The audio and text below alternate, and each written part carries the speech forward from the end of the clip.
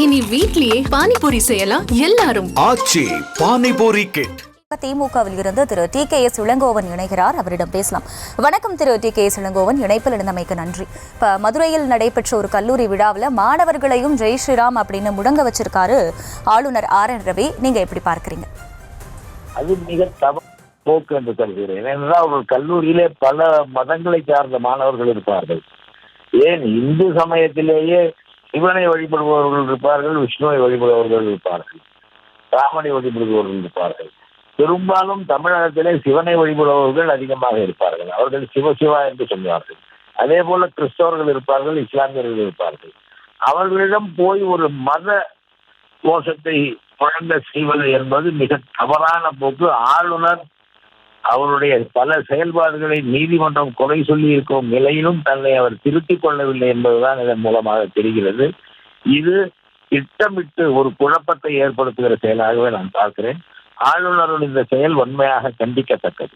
கல்லூரியிலே அவருக்கு என்ன மாணவர்களுக்கு எப்படி படிக்க வேண்டும் என்று சொல்ல வேண்டும், எதை என்ன செய்ய வேண்டும் என்று சொல்ல வேண்டும், கல்வி ரீதியாக அவர்களிடம் பேசுவது என்பது வேறு, மத ரீதியாக அவர்களிடம் பேசுவதற்கான எந்த அதிகாரமும் இவருக்கு கிடையாது என்பதை அவர் உணர்ந்து கொள்ள வேண்டும். இது வன்மையான கண்டனத்துக்குரியது. சார், இப்ப மசோதாக்கள் தொடர்பான விவகாரங்களை பொறுத்த வரைக்கும் அது வழக்கா உச்சநீதிமன்றத்துக்கு போய் இப்ப தமிழ்நாடு அரசுக்கு வெற்றி முகம்தான் கண்டிருக்கு. இப்ப இந்த மாதிரியான விஷயங்களை எப்படி இதன் பிறகு மேற்கொள்ளணும்னு நீங்க நினைக்கிறீங்க? என்ன மாதிரியான செயல் திட்டங்கள் எல்லாம் வகுக்கப்படும் இப்படி போன்ற விஷயங்களை கையாள்?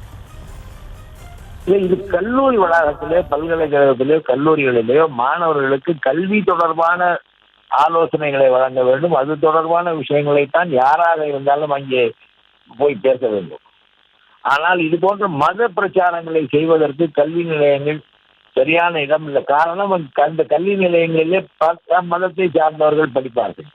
மாணவர்களுடைய ஒரு குறிப்பிட்ட வகுப்பாரை மனம் புண்படும்படி செயல்படுவது என்பது ஒரு நாகரீகமற்ற போக்காகவே நான் கருதுகிறேன். இது மிக தவறானது. ஆனால் சட்ட ரீதியாக எப்படி நடவடிக்கை எடுக்க முடியும் என்பதை விசாரிக்க வேண்டும். ஆனால் இது கடுமையான கண்டனத்துக்குரியது.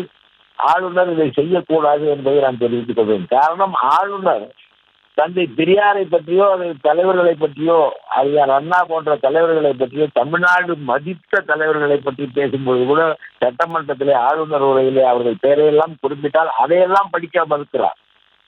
ஆனால் கல்லூரியிலே போய் ஜெய் ஸ்ரீராம் என்று சொல்கிறார் என்றால் அவருடைய நோக்கம் மிக மிக தவறானது. அது சரியான வழிமுறையும் அல்ல, கடுமையான கண்டனத்துக்குரியது என்பதை நான் பதிவு செய்ய விரும்புகிறேன். இணைப்பில் இணைந்து உங்களுடைய கருத்துக்களை பகிர்ந்து கொண்டமைக்கு நன்றி திரு டி.கே.எஸ். இளங்கோவன்.